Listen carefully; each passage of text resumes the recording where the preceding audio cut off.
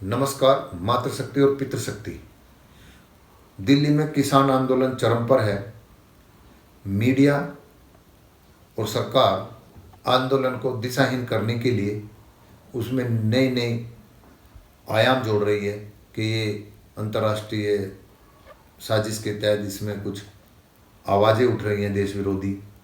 कुछ लोग आवेश में बोल रहे होंगे या उनका एजेंडा होगा, लेकिन आम किसान और उनके संगठन के लोगों, ऐसे लोगों को थोड़ा सा अपने यहाँ से बचाने का, भगाने का प्रयास करिए, नहीं तो आपकी सारी शक्ति व्यर्थ चली जाएगी। आम किसान ठगा ही महसूस करेगा। बड़ा अच्छा समय है और आप इससे अंदाज लगाइए कि आज मोदी जी को वाराणसी से कम से कम 25-26 मिनट इसी विषय पर स्पष्टीकरण देना पड़ा। इसका मतलब कहीं ना कहीं खामियां हैं। हम भी बार बार यही कह रहे हैं कि इसमें अध्यादेश वापस लाने की बात नहीं करें, इसमें संशोधन जो हम किसान हित के लिए वो कराने का प्रयास करें।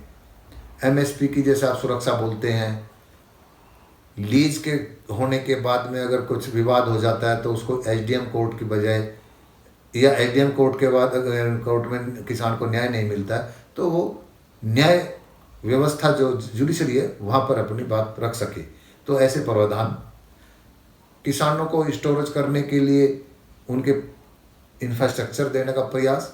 दूसरा, स्टोरेज पर जो आपने बैन हटाया है उसमें कुछ विचार करें कि बड़े लोग, पैसे वाले लोग किसानों से मजबूर करके सस्ता खरीद करके अधिक से अधिक स्टोरेज करके आम देश की जनता को खपत घटा करके, महंगाई बढ़ा करके फिर बेचे तो आम जनता को भी त्राहिमाम होना पड़ेगा। तो इन सब विषय पे देख करके चर्चा कर लें और बिंदुवार इन पे किसान संगठनों को भी विचार करना चाहिए कि अपनी बातें हम तथ्यपरक तरीके से रखें।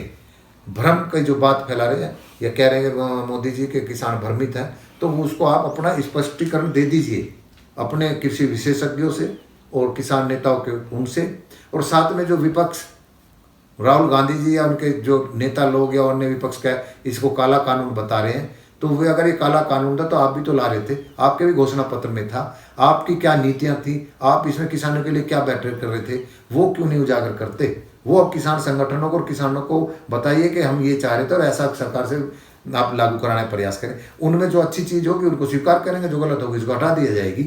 तो ये इतना स्पष्ट विजन क्यों नहीं है? मौका प्रस्ती क्यों है? राष्ट्र पहले है या सत्ता चाहिए?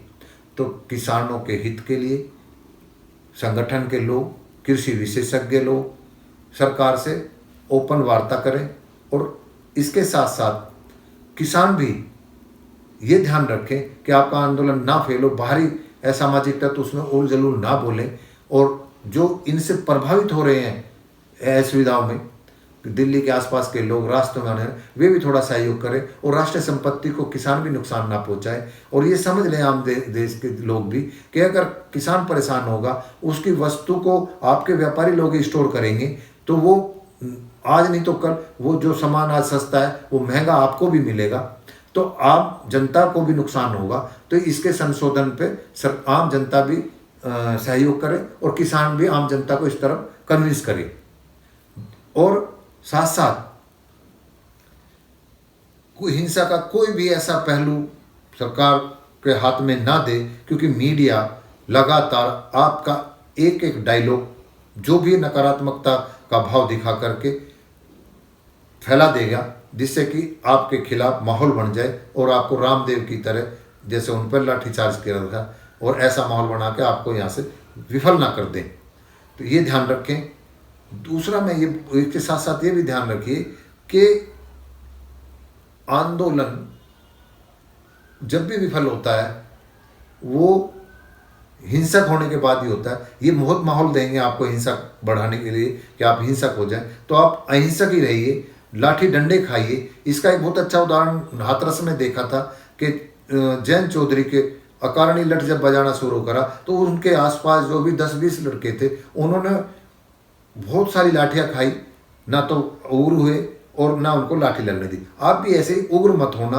और जैसे जलियांवाला कांड हुआ था उसमें अंग्रेजों ने अत्याचार किए, अकारणी गोली चला दी, हजारों आदमी मार दिए, अहिंसक आंदोलन में अगर ऐसा प्रदर्शित आप भी यहाँ करिए, चुप रहिए। कांग्रेस या भाजपा उस समय के अंग्रेजों का जो अत्याचार ही, ऐसा अत्याचार ही उनके यहाँ से पलायन का कारण बना। तो अगर सरकार ऐसा आपको साथ करने का प्रयास करेगी तो उनका भी यही हर्ष होगा।